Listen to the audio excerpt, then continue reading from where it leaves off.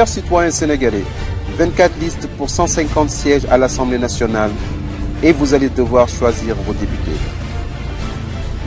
C'est quoi le rôle d'un élu du peuple et qui sont les principaux candidats? Ladial Motontou vous transportera au cœur de ces élections législatives 2012. Grâce à notre nouveau concept Ladial se Njit, Ladial se élu, les candidats seront confrontés à vos questions que vous pouvez dès à présent poster.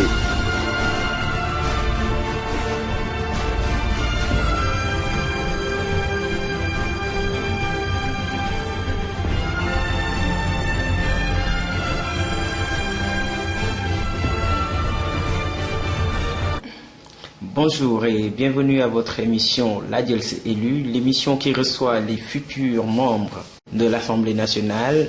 Vous le savez tous, on est en pleine campagne électorale pour les législatives au Sénégal.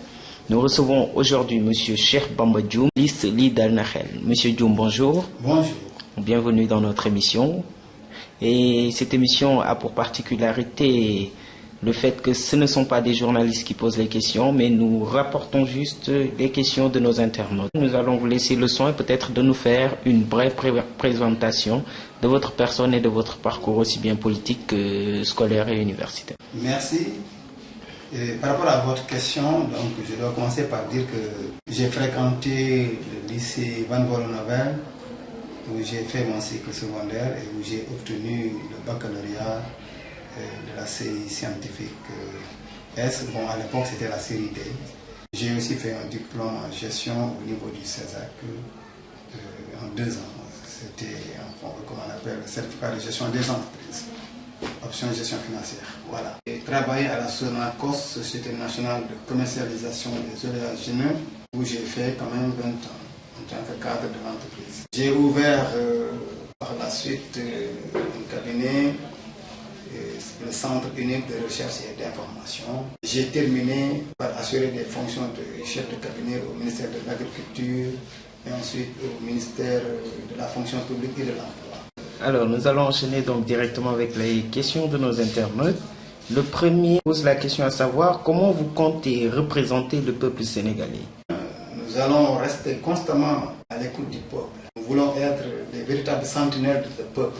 Donc, constamment, nous allons recenser quels sont les besoins, parce que nous sommes leur porte-voix. Et nous allons contrôler effectivement les actions du gouvernement, afin qu'il ne dévie pas. Nous serons toujours là, prêts à nous battre pour le compte du peuple. Nous serons toujours là, prêts à faire des propositions allant dans le sens de l'amélioration des aspirations du peuple. Donc, globalement, voilà comment nous comptons défendre le peuple. C'est quelles sont vos priorités une fois élus? Bon, les priorités...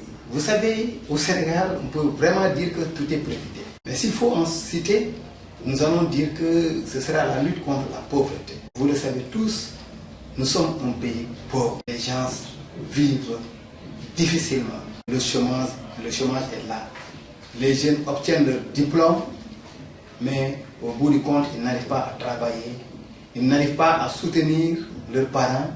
Et là, ce qui est bien dommage, c'est surtout au moment où le parent va à la retraite. Donc nous, comme priorité, nous allons nous battre, n'est-ce pas, pour qu'on puisse trouver de l'emploi aux jeunes, particulièrement aux jeunes diplômés. Mais aussi, contrairement à ce qui se passe, nous allons proposer une meilleure utilisation des retraités. Parce qu'il faut reconnaître qu'après tout, c'est un gâchis. Il y a énormément de cadres qui sont à la retraite, avec un savoir immense. Des gens qui ont construit le Sénégal, subitement on les met à l'écart. Nous allons faire des propositions pour qu'on remette en selle, n'est-ce pas, ces cadres-là avec leur savoir. Il y a des ingénieurs agronomes, il y a des médecins, des infirmiers d'État, n'est-ce pas, cadres de haut niveau, sur le plan de la gestion, sur en tout cas plusieurs carrières professionnelles, des gens qui sont mis à l'écart et qu'on peut réutiliser.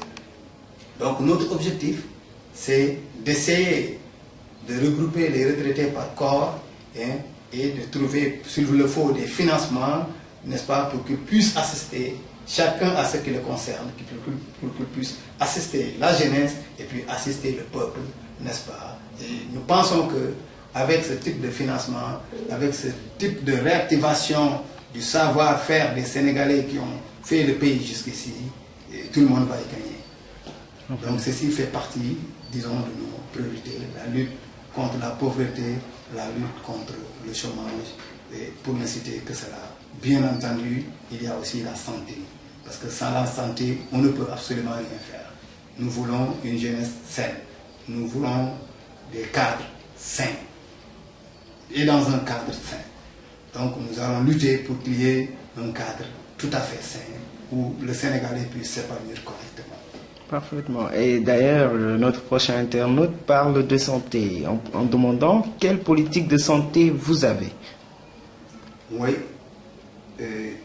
la santé occupe une part importante chez nous parce que, disons qu'elle est à la base de tout.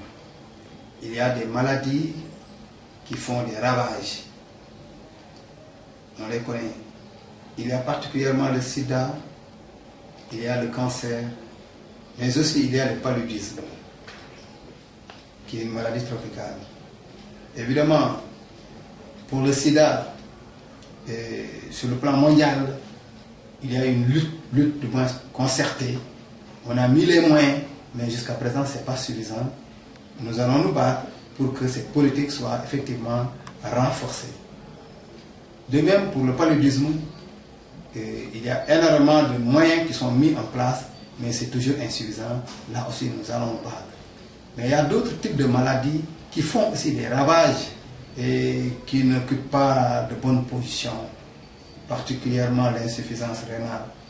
Et les gens qui souffrent de l'insuffisance rénale, il faut reconnaître que très souvent, ils sont condamnés. Parce que, disons, c'est une maladie coûteuse.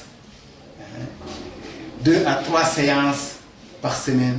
Chaque séance doit vous coûter aux environs de 60 000 francs. Je trouve que c'est pas du tout à la portée des Sénégalais. Il faut trouver un moyen. Si on peut arriver à la gratuité, c'est mieux. Mais sinon, à la limite, faire tout pour que le coût des dialyses, n'est-ce pas, soit diminué de façon considérable. Là aussi, cela fera partie de nos objectifs. Mais il y a aussi, disons, le volet prévention. Parce qu'on s'est dit que c'est bien de prendre en charge les malades. Donc les malades du sida, ceux qui sont atteints par le cancer, ceux qui sont aussi atteints par l'insuffisance rénale. Mais la frange importante de la population qui n'est pas encore atteinte mais qui est exposée, nous allons nous battre pour créer des politiques de prévention. Et tout le problème est à ce niveau-là.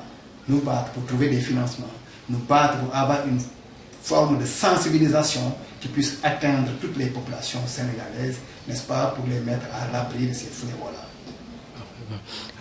Le prochain internaute, il s'intéresse à l'éducation, peut-être par rapport à la paralysie que connaît le système cette année. Et sa question est de savoir comment comptez-vous aider le système éducatif national? Ah, là, vous avez touché du doigt de nos véritables problèmes. La crise scolaire qu'on vient de vivre et qu'on est à la limite en train de vivre. C'est terrible, hein? Et nous tous, nous sommes en train d'assister à un échec national. Le problème, c'est de savoir qui est responsable. Est-ce que c'est l'État? Est-ce que ce sont nous, les parents d'élèves, les élèves eux-mêmes, ou le professeur, ou il y a une responsabilité commune? Il faut reconnaître qu'il y a une responsabilité commune. Parce que cette crise que nous vivons aujourd'hui n'est que la résultante d'un système défaillant. Aujourd'hui, si on en arrive à un niveau où les professeurs, n'est-ce pas, ne se sont pas sentis suffisamment responsables pour sauver l'école sénégalaise, mais ont plutôt pensé qu'ils devaient sauver leur propre sort. Leur propre sort a pris la priorité sur le sort de l'éducation nationale. C'est la résultante de l'éducation nationale qu'on leur a inculquée. Moi, je me suis dit que nous n'avons pas, comme on appelle, un ministère de l'éducation nationale. Si on avait un ministère de l'éducation nationale, on n'en serait pas là. On a tout simplement un ministère de l'enseignement. On a enseigné tout simplement aux jeunes. Et c'est ça le résultat, on ne les a pas bien éduqués. S'il y avait une éducation, on saurait que tout n'est pas financier dans ce pays-là. Nos professeurs, nos instituteurs qui nous ont formés et qui ont formé ces instituteurs et ces professeurs d'aujourd'hui, ils avaient beaucoup plus de problèmes, disons, de financiers que ceux d'aujourd'hui. Moi, mon maître à l'époque, quand j'étais à la classe de CM2, il me disait que nous, on vivote. Et pourtant, il se sacrifiait. Il nous prenait les samedis et les dimanches. Mais il me disait, il me déconseillait à la limite, disons, de poursuivre des études pour devenir demain un enseignant. Disons, non seulement le système, comme je viens de le dire, mais le contenu aussi. Il y a du bourrage qu'on fait au niveau de nos enfants. Il faut revoir ça, il faut diminuer et puis essayer d'être beaucoup plus efficace en gagnant en efficacité. Comme on dit, ce qu'on gagne en général, on le perd en profondeur. Hémicycle cette fois-ci, quelle proposition vous avez pour une assemblée de rupture? Effectivement, il faut un nouveau type de député à l'Assemblée. Ce qu'on a connu jusqu'ici, c'est du remake. Ce sont les gens qui sont à l'Assemblée depuis 1970 qui veulent encore diriger le pays. Vous vous rendez compte? Tous les échecs que nous avons connus, ce sont ces mêmes personnes qu'on veut nous recycler et nous les ramener à l'Assemblée qui vont encore diriger l'Assemblée nationale. Ceux qui ont créé les échecs successifs de notre Assemblée nationale, là, on doit les écarter. Le peuple doit prendre conscience. Ce n'est pas que effectivement on vient d'élire un nouveau président où tout le monde a participé, qu'il faut continuer sur cet terrain pour lui donner une majorité. On ne fait pas du neuf avec du vieux. Tous ces gens-là qui ont eu à gérer l'Assemblée nationale pendant 10 ans, pendant 15 ans, qui ont eu à gérer des ministères pendant 20 ans, pendant 30 ans, il y en a parmi ceux qui sont en train de concourir pour revenir à l'Assemblée, des gens qui ont été à l'Assemblée il y a de cela 30 ans. Moi, je trouve que les Sénégalais doivent prendre conscience. Les jeunes doivent prendre conscience et dire non à ce fait-là. Il faut un nouveau type de député, prêt à rejeter tout projet de loi émanant de l'exécutif, mais n'allant pas dans le sens. M. Dioum, pour terminer, nous vous laissons le soin pendant 2 minutes de pouvoir lancer un message à vos électeurs. Il y a énormément de coalitions, de partis et de partis qui font la concurrence pour arriver à l'Assemblée nationale. Nous sommes 24, alors pour 150 sièges. Je leur dis en réalité que certes c'est 150 sièges, mais en vérité, ces 24 partis-là ne concourent que pour 3 types de députés. Il faut que la population le sache.